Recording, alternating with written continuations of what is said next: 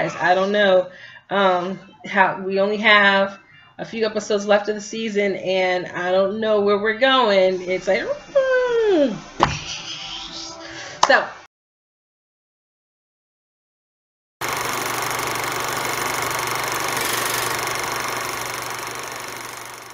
Hey guys, it's Quana. I'm back again with another review. It has been a long time. I apologize for being away. I know that there are tons of things that I have not reviewed. Did not finish, well, I finished watching it, but I did not finish reviewing Cloak and Dagger. I did not get to, there's just so many things I didn't get to because I got sick really, really bad for like a whole month, and it was just bad. I lost my voice. It was so it was bad. But I had to come to you today because we've got to talk about The Handmaid's Tale Season 3, Episode 8, and how, in my opinion, Handmaid's Tale is kind of going the route of Game of Thrones, and I don't think that's going to work. Okay, so let's go ahead and recap and get into this. All right, so this episode was called Unfit, and it kind of serves two purposes. It's moving the narrative along with June's story arc and also giving us a flashback into Aunt Lydia. So it starts off with another home birth, and we see the handmaids ganging up on of Matthew, who is the walking mate of June. And of course, she was the one who told Aunt Lydia that June was involved in the conspiracy to get Agnes or Hannah, and so resulting in that Martha being killed. And everyone is ganging up on her. Janine, aka whatever her name is this week, of Howard, of Daniel, of whoever, kind of tried to check June. It was like, hey, you're really being mean. And let's just pause here to talk about that and say, like, low-key, high-key, like, June is kind of a hot mess right now because of Matthew is pregnant. She's already had like 3 babies in this new world. So there's obviously some severe like brainwashing, Stockholm syndrome, oppression stuff going on. Not to mention that she is a black woman in Gilead, and as we get a nod to much later on in the episode, black women are not treated, racism still exists, and they are not treated with the same regard as perhaps the white handmaids. And so we don't know what she's been through in her own experiences with having to have all these little rape babies. Some little rape babies. And it really does 2 things, and so I started writing this down, and now I'm kind of torn. It's really meant to show how selfish June is becoming in her mission to save Hannah, and it kind of rubs me 2 ways. So one, as a mom, there is nothing that I would, if someone took my children,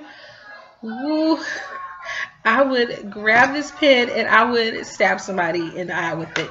Like, I would do anything if I thought that was going to somehow result in me getting my children to safety, even if that wasn't with me, but it was getting them out of harm's way.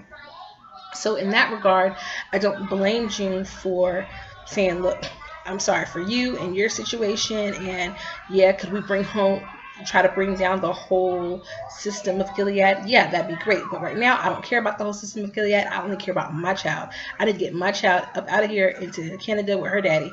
And so on that regard, I get that. But then there is the regard of, this is a woman who has been through, in many ways, probably more than you have. And you're treating her so callously as though you don't understand the system that Gilead has set up. The way that they break women. Women have had, you've got Janine who've had her eye dug out. You've had women who've had their tongues cut out and their mouths stitched up, and just all kinds of their vaginal areas circumcised. So we know that Gilead is capable of some effed up stuff when it comes to the treatment of the handmaids and just treatment of women in general. So the way that they're treating her, it's definitely making June into a villainous character and kind of doing a Daenerys type thing with the arc that Daenerys took in season 8 of Game of Thrones. So there's that.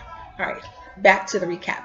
So after nothing's happening with the home birth, and they leave, and June goes back to her commander, Joseph, the financial guy, and is like, hey, have you heard anything about my kid? And he's like, I'm not talking to you. Don't ask me any questions. I don't know anything.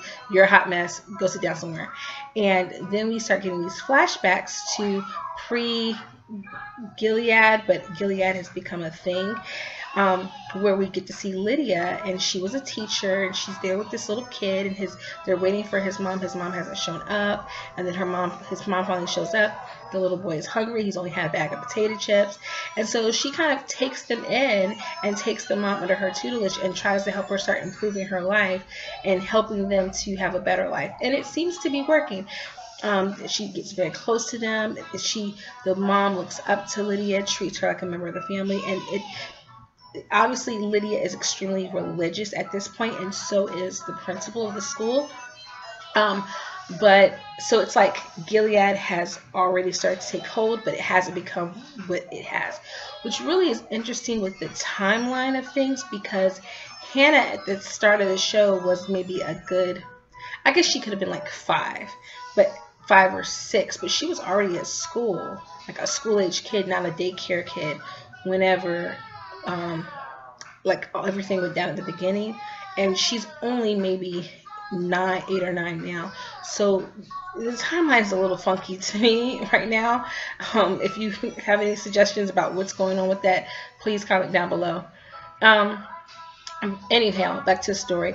So the mom of the little boy is like, hey, you need to get out there, date some more, romance, because we found out that Lydia was divorced, and it didn't work out. We really don't know the backstory. There may have been some abuse or some cheating involved in it, but whatever happened, we don't really know. And so she kind of dolls her up, gets her all fancied, and she goes out on a date with the principal.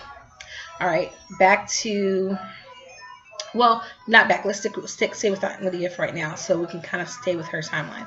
So they go on a date. They're having a good time, karaoke. It's a grand night. Like, they're going back home. They're kissing. It's all hot and heavy. And then he's like, whoa, I'm not ready for this. I'm a widower, and this is moving too fast, and I need to pause. He only wanted to pause. He did not want to stop. And she internalizes that from whatever rejection she's been through, and is like, okay, go, I'll see you back at work, and shuts everything down. Nope, this train is done. All of this goodness is done. I don't want it. And she smashes the window. She goes off very violently, and there's so much more backstory that I want to know now about Aunt Lydia, and like what made her trigger, like what triggers were there from her previous marriage, because it was apparent that homeboy was into her. So it's like, hey, what's going on here? Anyhow, eventually we find out that she has turned the mom in for neglect. The boy has been taken away to a foster home, and she storms the school and is cussing Aunt Lydia out. And the principal is definitely like, we didn't have to do that. This didn't have to happen. Like, she was doing better. You could have given her a chance to do better. And so clearly he's not full steam ahead with Gilead, but Aunt Lydia is full steam ahead. I'm going to tell on people. I'm making a list, checking it twice, and I'm about to tell all your business to everybody, and gets the little boy taken away. And so he's out there in the world being a child of Gilead. And I really wonder what happened to the mom at this point now. It's really interesting to see, because that was a very interesting character. I feel like we've seen her before, and I just don't recognize her. So if you recognize her from the show earlier at any point in time where she's one of the handmaids, let me know. It'd be really cool to find out, like, maybe she was one of the women at the colonies or something. Anyhow, back to June. So they go back eventually of Andy, who was the one giving birth, and unfortunately the baby does not make it. The cord gets cut, which,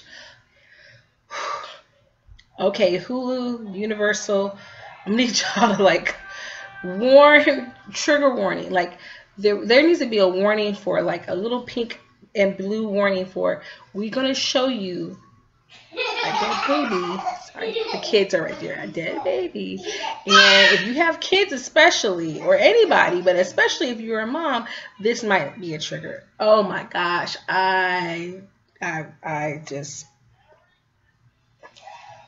it's just the thought of it. It took my breath away, because it's so realistic. And then June sneaks up.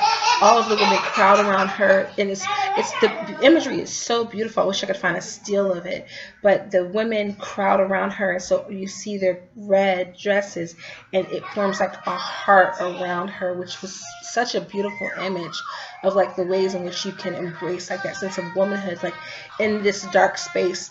These women are a community that love each other. So that was extremely beautiful. But June goes over to the baby to check the sex of the baby. And I looked away, so I don't really know. But my assumption is that it was a girl. And it was kind of like a sigh of relief that we heard her give of like, yes, this is horrible, but at least this little girl will not have to grow up as a victim in Gilead. Little boy. Little boy. Little boy. Lucas. Don't just be telling Alexa to turn the TV on. You have your tablet. Tell Alexa to turn the TV off. Children. Poor. So anyhow. Okay. Okay.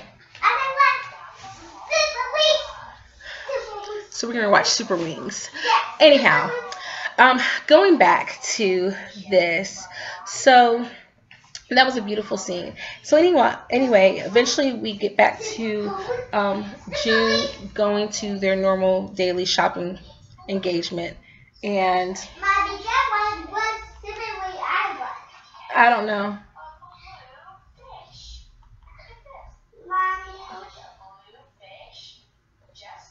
You want this one? Aloha Adventure? Yeah, let's watch that one so I can continue to make my video. Thank you. Eventually they go to the store. And Matthew is there, and she is shell-shocked. Oh, no. Pause. Okay, so they have the little testimonial circle thing that they did back in season 1, where someone's committed a crime among the handmaids, and so they have to testify to relieve themselves of the guilt of it and get whatever, especially when it's someone who maybe can't be physically punished, and that's the one thing that June is holding over. I don't know if this is going to work while we're singing Super Wings. Because I have mommy tunnel vision and I wasn't listening, but y'all probably heard all that. Sorry about that. So anyway, they're doing that thing where when we can't punish somebody, we're going to have the testimonial circle, and we're going to point fingers at you, and we're going to call you a whore or a slut or whatever you were. And because June can't be physically punished, they do this to her. And in the process of all this, Matthew confessed to her that she didn't know she wanted the baby at one point in time. Matthew gets in the circle and says it wasn't that, it was just for a moment. Of course we know it was that. It was that because she's already had to give up 3 babies, and they're hers. They're her babies. So they just expect these women to be okay with this, and obviously they're not going to be. But she says, well, it was just because it was a girl, and I was scared what was going to happen to her. And she's like, well, you're not God. You don't get to say so. And they, torment her, and they say these things to her, call her a crybaby, all this kind of stuff. And so because now you have multiple fractures in her mind with losing those kids, going through the regular routine brainwashing that got her to this point anyway, and now you've taken from her the one thing that she did have, which was a really squeaky clean image in the eyesight of Aunt Lydia and whatever relationship they have. She's fractured and she's done. So when they get to the store, she's really kind of done, and she's mentally shot. And June is there, and she's running the show, and Janine says something to her about, hey, you really need to back off. And this is where my commentary is going to, and so spoil. This is where the ending, the surprise ending, I'm going to spoil it for you. She ends up, Janine goes over to console of Matthew, and if Matthew takes a can of food and bashes her across the face with it, Aunt Lydia tries to run to protect her, and in the process of all of this, a soldier comes. She overpowers the soldier, ends up getting the soldier's gun, and then points it around the room. Everyone's scared in a second. She's about to first shoot June, then she looks over, June gives her the signal, and now she's like warped, and now she's like Team June, and she goes to look at Aunt Lydia, and one of the guards shoots her, and it looks like they just shot her like right here, but there definitely was blood dragging. But of course, if you see the trailer for episode 9, you kind of know what happens. Anyway, it looks like she just was shot here, but she could have been shot somewhere else. Anyhow, and that's how the episode ends. And June just stares callously, without any emotion, at the screen. And I can't remember the song that was playing at the end, but it was basically that, like, I don't have any feelings, I'm just here. I can't remember what song it was. Put it down below if you remember. So, my commentary about where we're going with June at this point now, which I thought, can I pause and say, the actress who played of Matthew did a phenomenal job. And she is such a pretty young woman. But she did a great job this week. And Dow did a great job. Everyone did a good job in terms of the acting, and they brought the emotion. But I think the things that this episode did that, while storytelling wise might have been somewhat interesting, but where it faltered and messed up, and I'm not going to completely trash it, I think it was still pretty decent, is they were trying to give us Aunt Lydia's backstory so that we would feel bad for her. But the problem is, we don't know why we should feel bad for Aunt Lydia. I mean, yes, she was lonely, but okay, then you got a family. Then you got a man who was interested in you, and you self-sabotaged in order to destroy that family and that man, and we don't know why. So we don't have enough of her backstory further enough back, and maybe we'll get it later, to find out what was in her that made her self-sabotaging. So now she just still comes across as like this very bitter, overly religious woman, and that's not what this show is. This show is the show that it gives us, especially for the women characters, these layers, and it peels the layers back, and it says, yes, she's this overly zealous woman, but here is the wound that she carries that made her this way. And we still don't know what's the wound that she carried that made her that way. I mean, yes, she got divorced, but we don't even know the circumstances. Was her husband abusive? What was it? So that kind of really bothered me, because I know that they were trying to give us, they kept pitching this as we get Aunt Lydia's backstory and we get to see her, and I was just like, at the end of it, like, yeah, that hoe still needs to be slapped. Like, yeah, she deserved that shanking that she got on the staircase. I don't feel any sympathy for her because she self-sabotaged her relationship, and I don't know what was the motivation for that. So that brings us to June. June is the person, she's the protagonist. We see the story and the themes of the story through her eyes.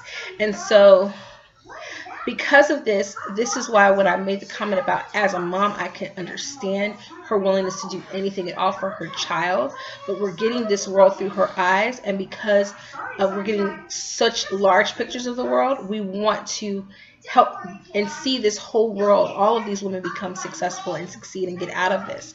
And June is our vehicle for getting that.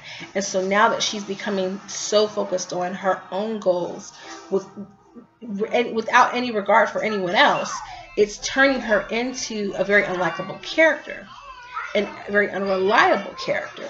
And so that begs the question of how is this going to impact her arc?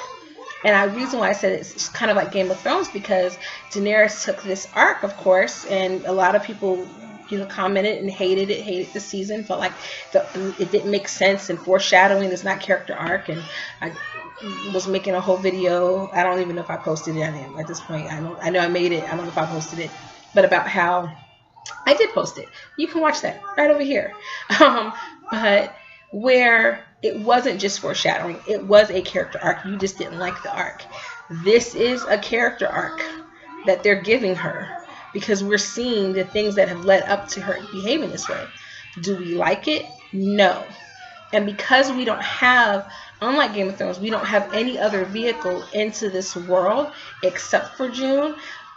Samara Wiley a little bit as Moira, but in the Canadian realm, but she's not in Gilead anymore. So June is our vehicle into Gilead.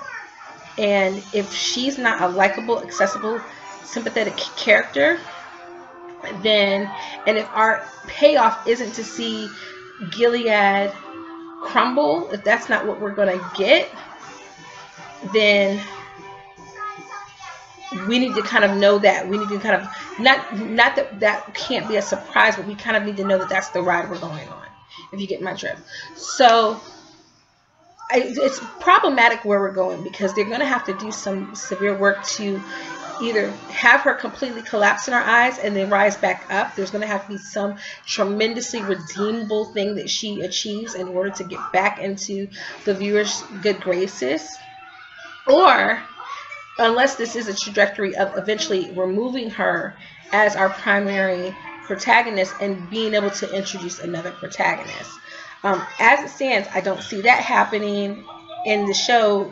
I think if that was going to happen, there was a chance for that to have happened. I mean, it could bring it back, but there was a chance for that to have happened. Maybe somehow, if they would have done it or set it up with the seeds of it earlier and given us a character that we really, they did it with old girl who just escaped to Canada, because we got a chance to see the colonies through her eyes. But now those are the only characters that we get to see this world through. So if they don't introduce us to a new character who we get a chance to see the world through that character's eyes, then it's gonna make June, who's been our primary antagonist, a very unlikable antagonist. And so I'm not happy at this point.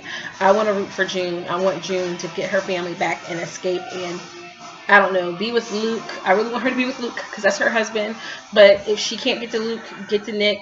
But if you follow me on Twitter, you saw that I posted with Hulu, and I was like, maybe Nick is still team Super Save a Ho. Sorry, I shouldn't say that. But there's hope there. I don't know. This was a wild one, guys. I don't know how we only have a few episodes left of the season, and I don't know where we're going. It's like, so those are my thoughts. Hope you guys enjoyed this video. Please comment, like, share, subscribe, do all those things.